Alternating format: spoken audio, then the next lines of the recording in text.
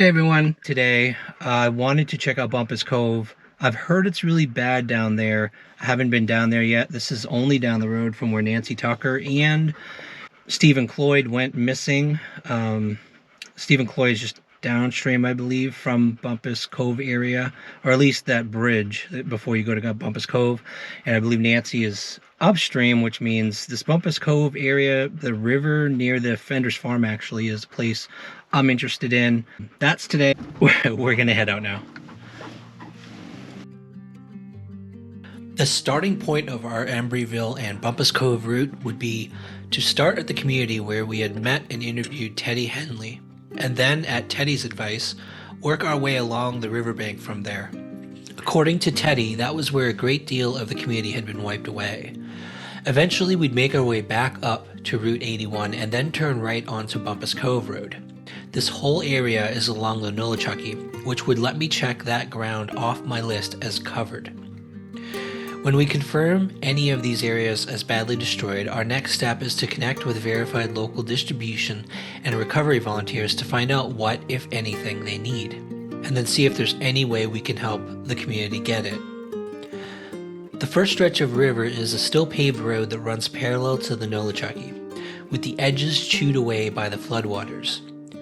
This section I'm traveling along is directly across the river from Silver's Family Cemetery and Keplinger Creek. Along this section, there are some families who are living in RVs, at least the families who've decided to stay, as they work through the bureaucratic, red tape process of getting support from their insurance company or FEMA to rebuild. The river's edge itself is the area that's hard to comprehend. The river, now at its normal level, is well below the shore, just as it always was. But now, along the banks, it's hard to tell the difference between trees and debris. There are piles that clearly indicate man-made lumber, sections of homes, but other piles are just made up of trees that were completely torn out of their roots and carried downstream by the floodwaters.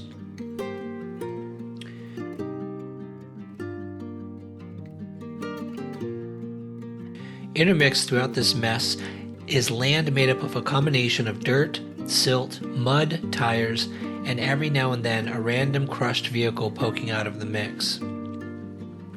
Where homes once stood along the river's edge, you'll find another RV or camper of some sort where some family is trying to continue living the best version of a normal life that they can live, considering that their family home is now somewhere downstream.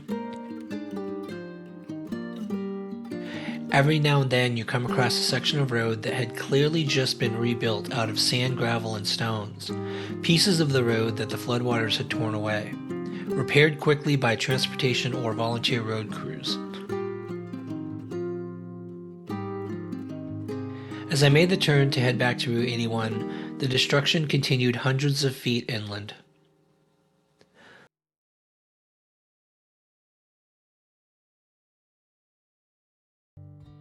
Following Teddy and his wife's directions, I headed over to Bumpus Cove Road, not far past the destroyed KOA building. I have to admit that I really didn't expect what I was about to see.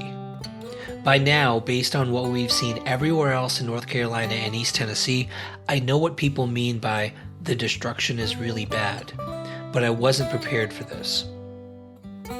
I want to say I didn't say a few curse words under my breath as I saw the land stripped of anything resembling grass or farmland. Mud seems to be everywhere here. And then there appeared what I can only describe as an ancient home, something you'd imagine if someone mentioned a haunted house.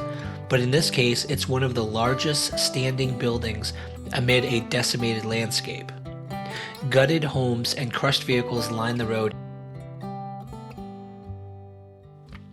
As you pass the initial communities along Bumpus Cove Road, you reach the section of road that traverses alongside the very edge of the water. Anything that ever stood along the water's edge here is gone, including the land itself.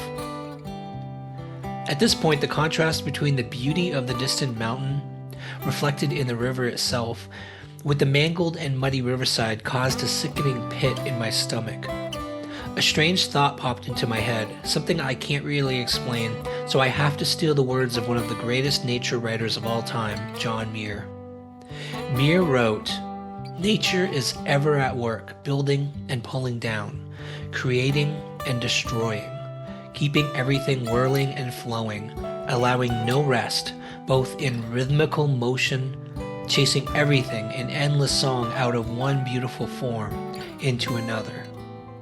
Nature in this moment felt heartless and relentless to me. I'd just driven through 2 entire communities where families were without homes, but nature really didn't care. Nature has no feeling or thought. It does what it does, and if we're in its way, too bad.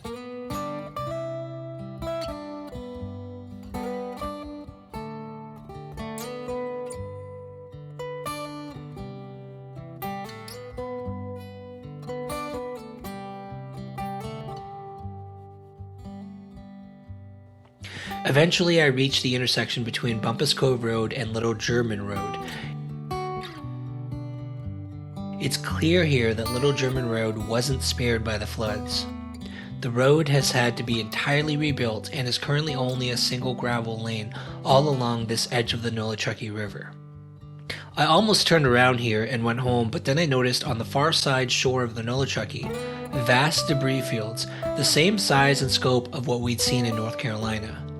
I tried to count the debris piles with tangled homes mixed in, but honestly I lost count. I saw a crew with a backhoe that appeared to be working through them. I hoped they were looking for the missing, but in all honesty I don't know what they were doing. The task appeared almost hopeless, given the size of the debris field. It made the backhoe look like a little toy. Once I reached the end of the 1-lane gravel road and passed a home where volunteers were helping a homeowner rebuild, I almost continued on home, but I couldn't. Like before, when the level of destruction is hard for my brain to accept, I needed to see it one more time to be convinced that it was real. So I turned around. I probably shouldn't have, because from this direction, it looked much worse. First, this slab where a home once stood, followed by an RV where the family was now living.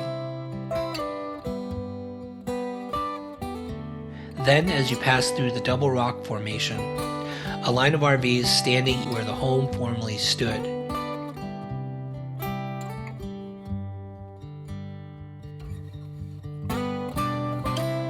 Of course, the ever-present debris pile, the remains of those homes.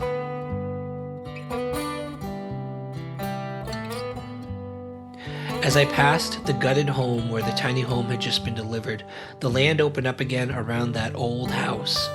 I don't know what it was about that house that struck me. Maybe it was the fact that it had already survived so long already, and it had also survived what was probably its ultimate test against nature, and it won. One human-made structure won, somehow. And then I remembered John Muir's final words about how nature is chasing everything, in endless song out of one beautiful form into another, and then I wondered, what beautiful form would Embreeville and Bumpus Cove take after the flood had destroyed everything?